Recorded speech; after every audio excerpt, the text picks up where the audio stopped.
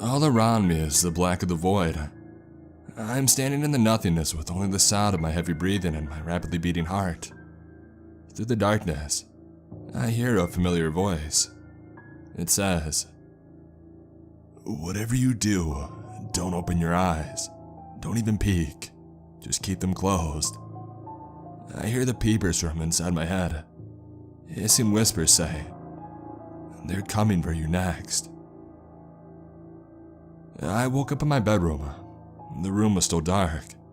My sheets were in a tangled knot, ripped free from the corners of my bed and damp with sweat. My heart and breathing were pounding at wild intervals, like one was trying to outpace the other. Andy and I had been friends for over 20 years, since kindergarten. I had been having these dreams about him every night for the last 3 weeks. Every night since the day that he disappeared. Andy is a good person. He volunteers at the soup kitchen every Thanksgiving, and talked me into going with him for the past 10 years. He would give you the shirt off his back. We're both good people. We don't deserve this. When we were younger, we had been a handful. We were always getting into trouble. It was never anything illegal or life-threatening. Well, there was that one time in the woods. We were 12 and Andy had almost put on my eye with an arrow. And another time, he almost got arrested for trying to steal some puppies. We were drunk and they were just wandering around in the garage, the door left wide open. And that was just our rambunctious youth. This is not like that. I know that I'm going to end up just like Andy did. They marked him and now they marked me. You don't get an official notice. Nobody has to tell you. I knew I had to heed the warning that we'd been given. You have to shut your eyes. I had shouted as much to Andy. And nobody would believe me if I told them what had happened, so I haven't. Not until now. I was with Andy the night that he disappeared. He didn't go missing. And that's what his mom keeps posting on social media in her desperate search for him. She can't make heads or tails of it. First her sister and now her son. They didn't go missing. And that implies that they can be found. They're gone, lost in the nothing. They disappeared into thin air. And this started with Andy's aunt. Growing up, we always thought that she was a little nuts, but she and Andy were close, and Andy and I were like brothers. And to us, this meant that Aunt Darlene, by proxy, was my aunt as well. I even called her that. Aunt Darlene. Aunt Darlene lived from home, making her living as a psychic, reading tarot cards and seeing the things that haunted people. I was raised not to believe in those things, but I believed anyway. I especially believe now. After she had disappeared, Andy said that she would visit him in the night while he slept. In these dreams, the same sort that I'm having now, you could tell that he was in a vast place of darkness, an endless void empty of time and space. A total blackness so thick that he couldn't even see his hands. It's like all of your senses choose to abandon you, with the exception of your hearing. He couldn't see Aunt Darlene, but he heard her whispering to him. She said, "No matter what, keep your eyes shut." She was the first to come up with the name, Peepers. And that's what they were actually called, or something she dubbed them. I can't be sure. And he started acting very strangely after those dreams began. He called me several times to tell me about the dreams. Each time he seemed to be slipping away from rationality a little bit further. The last time that I saw him, he said that he was seeing things. I've started seeing things as well. It starts as a shadow. You'll be walking down the sidewalk at night and, wait, did that shadow just move or was it a trick of the light? You'll stare at the spot you thought you saw something that you shouldn't have seen. It's nothing, you think. The dark is mischievous for someone alone. I better quicken my pace, get myself safely home. You'll move a bit more hurriedly in the gloaming dark, yet with a facade of nonchalance. Something jagged does stalk you in the soft edges of the night. As you see it flicker in and out of sight, even with the sense of dread alerting fight or flight, you will ignore your instinct. You'll write the feeling off, preferring to convince yourself the more pleasant thought that there's nothing wrong. But yet, there's still that small voice urging you on. Don't delay. Home is safe. But you won't be any safer there. It isn't nothing. It's definitely something, and no matter how many locks you have, you are not going to keep it at bay. They mark you when they see you, when you stare. As soon as you see, it sees you too. You become a shining beacon, and then one turns to two, and then the others come, one by one. Shadows that are not supposed to move, vying for spaces out of the light and crowding just on the edge of your sight, and filling your periphery like a visionette of darkness. They'll follow for a while, waiting for their moment. It may be days or weeks. It may be spurred by their growing numbers in the corner of your eyes, or maybe the victor is predetermined in this, and this is just a game. And the rest are only there to witness. Only one of them can have you, and as their numbers bloat, their individual chances slim. And they're patient, so they wait until the moment is right. And then one night, they work as a team so one of them can strike. And that is what had happened to Andy. I watched it until I remembered to shut my eyes, and when I opened them again, I had found my way back from the shadows, all alone. I stood on an empty sidewalk in the sweet after midnight air, bathed in the loathsome glow of a single streetlight. And the night I began to see them was the night that Andy disappeared. Aunt Darlene had been gone almost 4 weeks then. He called me to meet him at the bar at 10 p.m. He sounded frantic on the phone. Anytime we'd meet up like this in the past, Andy had always beat me there. I was the late one. He was the 10 minutes early type. But that night he didn't show up until almost 10:30. His eyes had a wild look of a haunted man.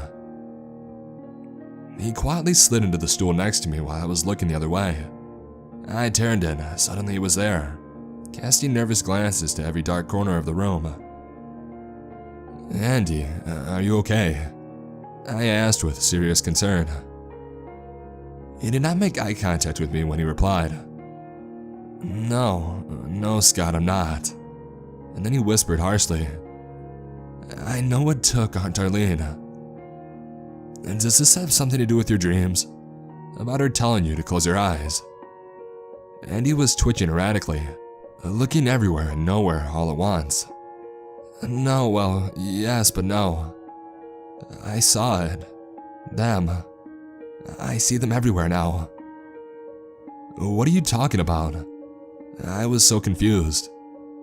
He changed the subject. "Carol's gone, took the baby. She wants a divorce." "What's going on with you, man?" I asked. "Drugs?" Andy sighed heavily, but his erratic behavior didn't slow. "Coffee. I haven't been sleeping. I lost my job a couple weeks ago. Mostly she was mad about the lights." "The lights?" "Yeah, I've been keeping them all on. I haven't turned them off. If you turn them off, I turn them back on." I made a decision then. We shouldn't be at the bar. "Maybe I should walk you home," I suggested. "We can talk more there." He had liked that idea, saying, "Yeah, and the lights. I don't know what I was thinking coming here. It's so dark." "Okay, yep." I was looking at him from the corner of my eye. "We'll talk in the lights." Andy hadn't ordered anything in the few minutes that he had been there and had been nursing the same beer for the entire time I'd sat waiting. I put $10 on the bar in front of me and we left. When we were outside and on the sidewalk, he began walking very briskly and then jogging. "Hey, slow down, man." I cried out and he did not. I was forced to match his pace to keep up. "They're everywhere. Don't you see them?" He panted. I had had it. "Andy, what are you talking about?" And then I did. I did see them. A jagged shadow had popped its head out from inside of a garbage bin, right there in front of us. It flitted in and out of vision for a second, like it was broadcasting itself on the wrong frequency, and then it ducked back down. Andy changed directions, darting down an alley. And that was a mistake. He should have stayed on the sidewalk. in the light. He too realized that it was too late. Halfway down the alley, he came to a dead stop. His hand was covering his face and they were crawling out from every dark corner on all fours, moving like stalking spiders towards him. And the shadows had taken solid form and were flickering in and out of our frequency. They were surrounding him. "Scott, don't look, don't look, don't look, please don't look." Aunt Darlene said not to look. The trouble was, how do you look away from something so mesmerizingly horrific and strange? How do you look away from the wreck on the side of the road when you pass? From your friend before he vanishes? The two of them began crawling up on him then. One on his back and one towards his face. He howled a scream and shuddered bodily but made no attempt to move. I watched as the one on his back began to pry his hands away. And I watched as the one on his face began to peel apart his eyelids. "God, Andy, shut your eyes. Shut your freaking eyes." It all made sense then. I knew that what Aunt Darlene had been telling him in his dreams was true, but shutting them hadn't been enough. It wasn't enough for Andy and it won't be enough for me either. It still got inside of me. I watched as the thing pulled his eyelids apart and climbed through, like liquid spitting down two adjacent drains and into his face.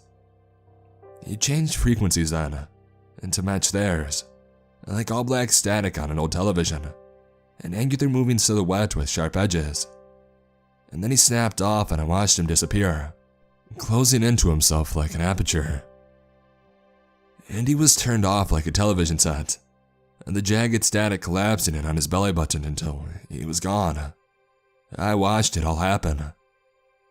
The other shadows, the peepers, watched too, and they began to flicker out of sight until only one remained.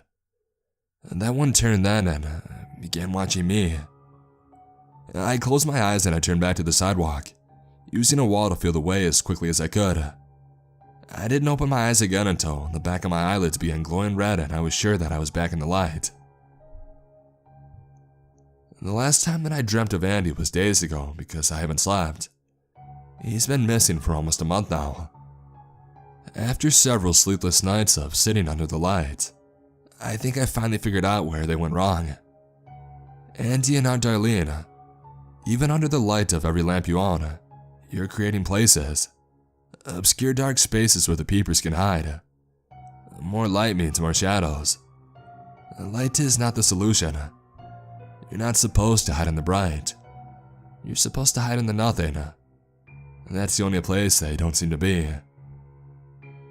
I'm staring down into the kitchen sink, looking at the spoon, trying to decide, and then I do decide. I'll survive. This way they'll have no place to hide. When one is done, it stares up at me from the kitchen sink, expressionless and bloody and yet seeming somehow to gaze upon me still wide with shock. There's just one left. I take a shaky breath. The spoon feels cold against my eyelid, against my skin. I push it in.